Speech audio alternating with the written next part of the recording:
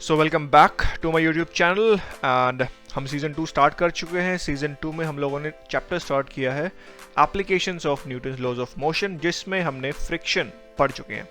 पिछले वीडियो में मैंने कुछ न्यूमेरिकल्स लिए थे based on kinetic friction and static friction भी इंट्रोड्यूस किया था। इस वीडियो में हम लोग एग्जांपल्स लेने वाले हैं बेस्ड ऑन स्टैटिक फ्रिक्शन।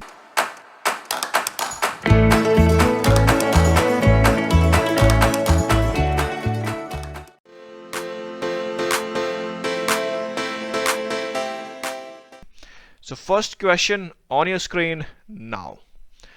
तो दोस्तों ये है पहला क्वेश्चन, जहां पे हमें दे रखा है एक ट्रक और इसके ऊपर रखा हुआ है ये क्रेट जिसका मास है 95 kg। अब इसको धीरे धीरे जो ये हमारा ये फ्लैट बेड, जो ये इसको बोल रहे हैं फ्लैट बेड, ये जब धीरे धीरे इसको हम टिल्ट कर रहे हैं in the upward direction, so at some angle theta which we are given to be 23.3 degree, जो क्रेट है it begins to slide। मतलब इससे हल्का सा थीटा ऊपर कर दोगे तो स्लाइड करने लग जाएगा। मतलब कहने का मतलब ये है कि इस पॉइंट पे जो इस पे फ्रिक्शन लग रहा होगा वो मैक्सिमम स्टैटिक फ्रिक्शन लग रहा है। थोड़ा सा इसको ऊपर करोगे नीचे खिसक जाएगा। और हमें निकालना क्या है, what is the coefficient of static friction between the bed of the truck and the crate. So जो ये बेड है और जो क्रेट है, इन दोनों के बीच में कितना कोएफिशिएंट ऑफ स्टैटिक फ्रिक्शन है वो हमें निकालना है। तो देखिए क्वेश्चन को सोल्व तो मैं इसको 2 मिनट में कर दूंगा, लेकिन मैं एक एक स्टेप वाइज मैं आपको समझाने वाला हूं। तो जो भी स्टूडेंट या कोई भी बच्चा जो इसको पहली बार समझ रहा है तो उसको बहुत बेसिक से मैं इसको उठाने वाला हूं, तो आप बिल्कुल वीडियो के लास्ट तक बने रहना। चलिए स्टार्ट करते हैं। तो सबसे पहले मैंने लास्ट वीडियो में बताया था, सबसे पहले हम डिफाइन क्या करते हैं, कोऑर्डिनेट सिस्टम। तो इस डायरेक्शन को मैं लेने वाला हूं पॉजिटिव y, और जो डायरेक्शन अलोंग द बेड है, along this flat bed, this is positive x। Okay, तो ये मैंने डिफाइन कर दिया कोऑर्डिनेट सिस्टम। इसके बाद जो फोर्सेस लग रही हैं क्रेट पर वो मैं डिफाइन कर रहा हूं। सबसे पहले तो ये नॉर्मल फोर्स लग रही होगी इसके ऊपर n। ओके, वेट फोर्स नीचे लग रही है जिसको मैं डिनोट करता हूं W से, एंड ऑल्सो फ्रिक्शन इस पे लग रहा होगा स्टैटिक फ्रिक्शन Fs। और ये जो है on the verge of move है, तो जो स्टैटिक फ्रिक्शन लग रहा होगा ये क्या होगा, मैक्सिमम स्टैटिक फ्रिक्शन। ठीक है, तो हमें कोएफिशिएंट ऑफ स्टैटिक फ्रिक्शन निकालना है। तो हमें ये मालूम है कि Fs जो होता है, ये लास्ट वीडियो में हम देखा था, ये जो मैक्सिमम जो इसकी वैल्यू होती है वो होती है म्यू टाइम्स n। और म्यू क्या होता है, म्यू s लेते हैं यहाँ पे, कोएफिशिएंट ऑफ स्टैटिक फ्रिक्शन। तो ये चीज़ हमें निकालनी है। तो क्वेश्चन आपको बिल्कुल क्लियर है, कोऑर्डिनेट सिस्टम मैंने डिफाइन कर दिए हैं, एंड ऑल्सो द फोर्सेज जो क्रेट पे लग रही हैं वो मैंने डिफाइन कर दिए हैं। अब जो नेक्स्ट बेसिक स्टेप होता है वो होता है फ्री बॉडी डायग्राम बनाना। तो फ्री बॉडी डायग्राम किसका बनाऊंगा मैं, क्रेट का। तो फ्री बॉडी डायग्राम में हमें केवल वो फोर्सेज दिखानी होती हैं जो क्रेट पे लग रही हैं। तो पहले जो फोर्स लग रही है क्रेट पे वो है normal force in this direction, जिसको मैं डिनोट करूंगा n से। ओके, सेकेंड जो है वेट फोर्स, वो लग रही है exactly vertical in the downward direction, तो ये है W। और स्टैटिक फ्रिक्शन लग रहा है along the bed in this direction, this is Fs। Okay, और अगर मैं एक्सिस डिफाइन करूं तो ये जो एक्सिस लिया है ये हमने लिया है पॉजिटिव y, और ये जो एक्सिस लिया है ये हमने लिया है पॉजिटिव x। तो ये इसको हम बोलेंगे free body diagram of crate. Crate का बनाया है हमने। अब जो नेक्स्ट स्टेप होता है वो होता है कि जितनी भी फोर्सेस हमने लिखी हैं उसका हम कंपोनेंट्स लेते हैं इन x एंड y डायरेक्शन। देखिए अब जो नॉर्मल फोर्स है वो तो ऑलरेडी y डायरेक्शन में, तो इसका क्या कंपोनेंट लेंगे, कुछ नहीं। Fs जो फ्रिक्शन फोर्स है ये भी नेगेटिव x के अलोंग है, तो इसका भी कोई कंपोनेंट लेंगे नहीं। बचा ये वेट फोर्स, इसका कंपोनेंट लेंगे along the y and the x, क्योंकि ये ना y के अलोंग है ना x के अलोंग है। तो इसका हम कंपोनेंट हम इसको तोड़ सकते हैं, this is along the negative y, और एक कंपोनेंट हम ले लेंगे अलोंग पॉजिटिव x। तो देखिए ये एंगल थीटा है तो ये एंगल भी थीटा होगा। इसका रीजन मैं काफ़ी बार डिस्कस कर चुका हूँ, क्यों होगा पिछले वीडियोस में आप देख सकते हैं। सीजन 1 में मैंने डिस्कस किया था, link in the description. Okay, so ये एंगल भी क्या होगा, थीटा हो जाएगा। अगर ये W है तो ये W cos थीटा हो जाएगा। और ये हो जाएगा W sin थीटा। अगर आपको कंपोनेंट्स लेने नहीं आते हैं तो मैंने सीजन 1 में वेक्टर्स बहुत डिटेल में पढ़ाया है चैप्टर, आप उस चैप्टर को देखिए एंड उसके बाद ही इस वीडियो को देखिए, तो आपको क्लियर हो जाएगा बिल्कुल कि कंपोनेंट्स हमने कैसे लिए हैं। ओके, तो ये हमने कंपोनेंट्स में तोड़ दिया। अब हम लिख लेते हैं, देखिए तो कंपोनेंट है वेट फोर्स का अलोंग द एक्स डायरेक्शन, ये है W sin theta, along the Y direction ये है W कोसाइन थीटा। अब क्वेश्चन बहुत सिंपल बन जाता है, हम सीधा सीधा न्यूटन का सेकंड लॉ लगा देंगे अलोंग द पॉजिटिव एक्स। तो न्यूटन का सेकंड लॉ क्या कहता है कि जितनी भी नेट फोर्सेस लग रही हैं अलोंग द एक्स डायरेक्शन वो इक्वल होंगी मास times acceleration in the X direction. अब एक्स डायरेक्शन में केवल दो फोर्सेस लग रही हैं, एक स्टैटिक फ्रिक्शन जो कि अलोंग द नेगेटिव एक्स है और एक ये W sin थीटा। तो ये हो जाएगा हमारा W sin थीटा तो पॉजिटिव है क्योंकि along positive, so plus W sin theta positive x के अलोंग लग रहा है।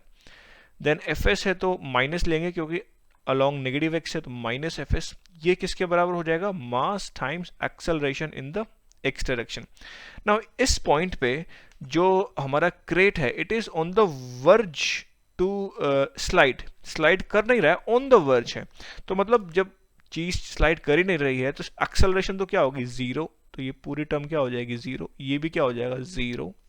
ओके, तो यहां से हम लोग क्या लिख सकते हैं कि जो W sin थीटा है किसके बराबर हो जाएगा, Fs के बराबर। ठीक है, और Fs हमें मालूम है। अब एक चीज और, यहां पे जो ये Fs है ना, ये मैक्सिमम वैल्यू है फ्रिक्शन की, दिस इज मैक्सिमम। यहाँ पे मैंने इमेज यहाँ पे FBD में दिखा सकता हूँ कि ये मैक्सिमम वैल्यू है, और ये जो फॉर्मूला है ये भी मैक्सिमम वैल्यू का है। कोई भी स्टैटिक फ्रिक्शन हमने लास्ट वीडियो में देखा था कि जीरो से लेके वेरी करता है मैक्सिमम वैल्यू तक। तो ये जो हमने फॉर्मूला लिखा है it is for the maximum value. और क्यों हम यूज कर रहे हैं, क्योंकि it is on the verge to slide करने ही वाला है, इसलिए मैक्सिमम स्टैटिक फ्रिक्शन लग रहा है। तो ये हो गया, इसको हम लिख सकते हैं क्या, mu s multiplied with normal force N. अच्छा, अब हमें नॉर्मल फोर्स एन नहीं पता क्या है, तो उसके लिए अपन क्या कर सकते हैं, न्यूटन का सेकंड लॉ ही लगाएंगे but along the Y direction. ये हमारा पॉजिटिव वाई डायरेक्शन। तो यहाँ पे दो फोर्सेस लग रही हैं, एक तो नॉर्मल फोर्स है जो कि अलोंग पॉजिटिव वाई है, दूसरा ये है W cos थीटा जो कि नेगेटिव वाई की तरफ है, और वाई डायरेक्शन में भी कोई मोशन हो नहीं रहा है। तो हम क्या लिख सकते हैं कि जो ये नॉर्मल फोर्स N है ये किसके बराबर हो जाएगी, W cos थीटा के बराबर। और W क्या होता है, वेट, तो mg cos थीटा के बराबर हो जाएगी। क्या मैं ऐसा लिख सकता हूँ, जस्ट हमने ये यही लो यूज किया but in the Y direction. ठीक है, खत्म हो गई बात। अब यहाँ लिख दो W क्या है, mg sin theta is equals to mu s को एज इट इज रखो, n क्या है, mg कोसाइन थीटा। ठीक है, अब यहां से हम कर देंगे जो चीजें कैंसिल हो रही हैं, m से m कटेगा, g से g कटेगा। तो यहां से जो म्यू एस की जो वैल्यू आ जाएगी वो आ जाएगी sine theta divide by cosine theta, जो कि हम लिख सकते हैं कि म्यू एस हो जाएगा इक्वल्स टू टेंजेंट थीटा।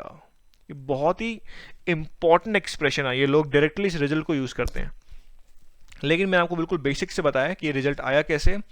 अब हमें थीटा तो मालूम ही है, थीटा में दे रखा है 23.3 डिग्री, बस यहाँ पे वैल्यू पुट कर दो, म्यू एस की वैल्यू आ जाएगी। सो टेंजेंट 23.3 डिग्री, तो यहाँ से जो है म्यू एस की जो वैल्यू आएगी वो आएगी 0.429। तो ये है सॉल्यूशन इस एग्जांपल का। अब देखिए, सॉल्यूशन निकालना हमारा मोटिव कभी नहीं रहता है, इस सॉल्यूशन से जो कॉन्सेप्ट्स हम निकाल सकते हैं वो चीज़ समझिए। तो यहाँ से हम क्या समझ सकते हैं, कॉन्सेप्ट ये है कि जो म्यू एस है ये मास पे डिपेंड नहीं कर रहा है, इस क्रेट के अंदर कितना मास रखा हुआ है, 10 किलो का है, 20 किलो का है, या ये 100 कितने भी किलो का हो, या ये इसके अंदर कुछ सामान आपने रखा भी ना हो, तब भी जो म्यू एस की जो वैल्यू है वो सेम ही रहेगी, चेंज नहीं करेगी, क्योंकि मास का कुछ वैल्यू आई नहीं रही यहाँ पे। तो ये बहुत इंपॉर्टेंट कॉन्सेप्ट है। तो चेंज क्या हो रहा है फिर, अगर मास को अगर हम कम ज़्यादा करेंगे तो क्या होगा, फ्रिक्शन की जो वैल्यू है, स्टैटिक फ्रिक्शन की, वो वैल्यू चेंज हो जाएगी। जैसे अगर आप एफ एस निकालें यहाँ पे, तो ये होता है mu s m g N होता है हमारा m g cosine theta, m g cosine theta. तो अगर आप वैल्यू यहाँ पुट करेंगे, म्यू एस अगर लिखेंगे 0.429, मास लिख देंगे, मास हमें दे रखा है 95 kg, तो ये सब पुट कर देंगे, थीटा सब पुट करेंगे तो हमारे जो एफ की वैल्यू निकल के आएगी वो आएगी 367 न्यूटन। तो यहाँ पे अगर आप मास को कम ज़्यादा करते हैं तो फ्रिक्शन, जो स्टैटिक फ्रिक्शन की जो वैल्यू हो रही वो चेंज कर जाएगी, लेकिन म्यू एस ये कांस्टेंट रहेगा मास को कम ज़्यादा करोगे तो भी। तो ये था कॉन्सेप्ट। अब इसी के ऊपर बेस्ड एक और क्वेश्चन है जो कि आपको और कॉन्सेप्ट क्लियर करेगा अबाउट द स्टैटिक फ्रिक्शन। सो ये है हमारा नेक्स्ट एग्जांपल। पिछले वाला एग्जांपल है विद वन चेंज कि जो थीटा वहाँ पे 23.3 डिग्रीज था उसको हमने चेंज करके कर दिया है 20 डिग्रीज। तब हमें बताना है कि फोर्स ऑफ स्टैटिक फ्रिक्शन कितनी लग रही होगी ऑन द क्रेट। तो देखिए जो ये फ्री बॉडी डायग्राम जो बनेगा वो तो सेम बनेगा जो पिछले केस में बना था। मैं इसको जस्ट कॉपी पेस्ट कर लेता हूँ, just copy it and I am just pasting it.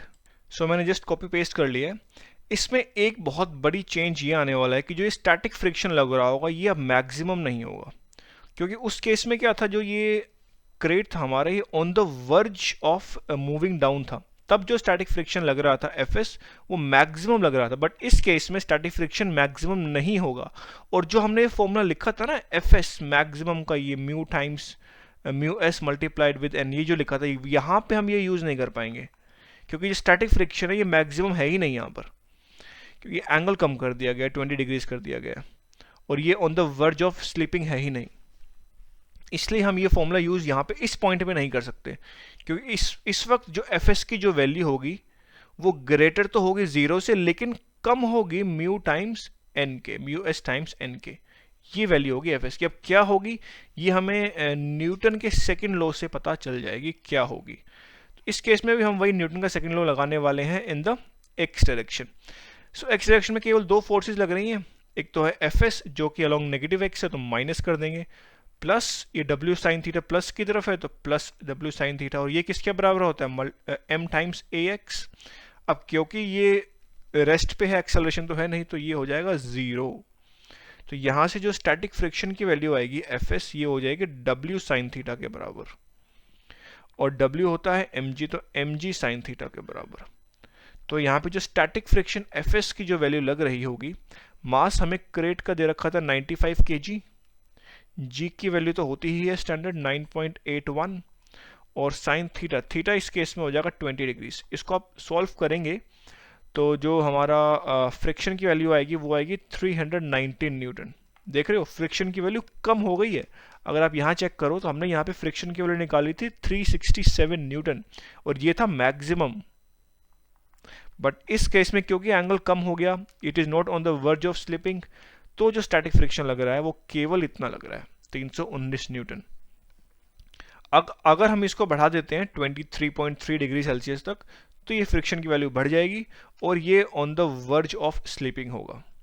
ठीक है, अब हम कुछ रियल वर्ल्ड प्रॉब्लम देखेंगे बेस्ड ऑन स्टैटिक फ्रिक्शन। तो यहाँ पे हम देख सकते हैं कार चल रही है।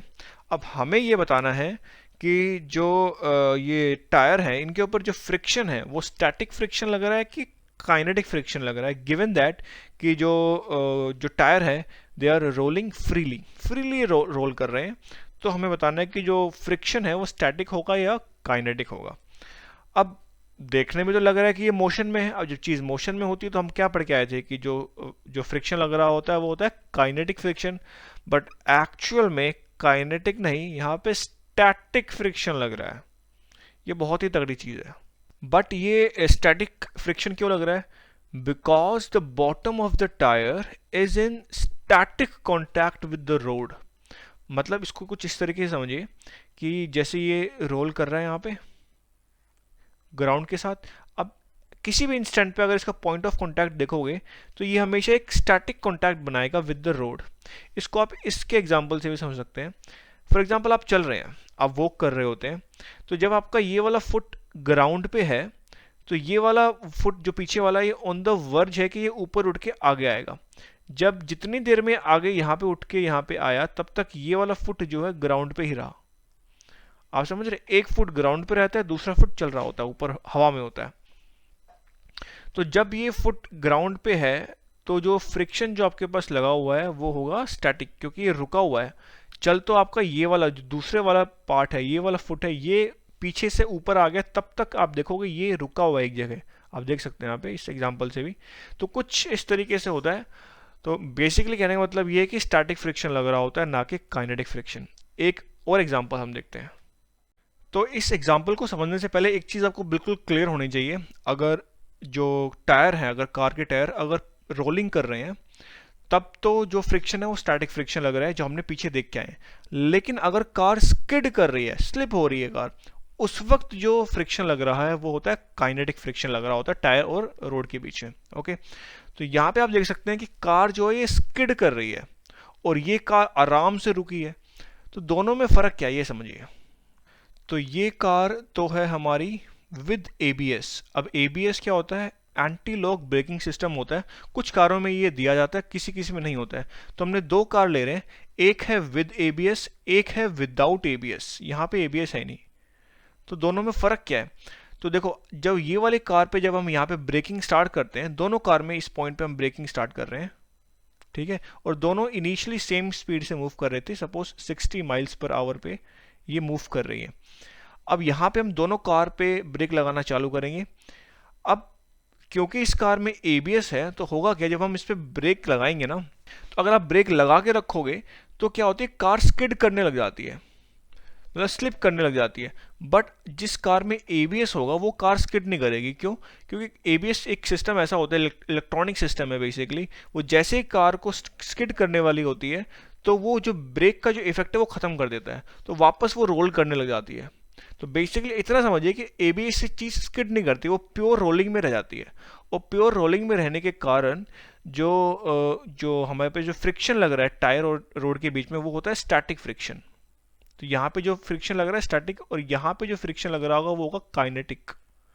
अब क्योंकि हमें पता है जनरली स्टैटिक फ्रिक्शन की जो वैल्यू होती है वो ग्रेटर होती है काइनेटिक फ्रिक्शन से, तो जब हम इस पर ब्रेक लगाएंगे तो जो ये नीचे वाली कार है जिसमें एबीएस है, ये थोड़ा पहले ही रुक जाएगी। सपोज ये 120 फीट मान लो जाके रुक गई, तो जो ऊपर वाली कार है जिसमें एबीएस नहीं है, वो करीब इससे ज़्यादा लगाएगी, इससे ज़्यादा टाइम में रुकेगी। मतलब 150 फीट पे लगा लो या 155, इससे 120 से ज़्यादा होगा।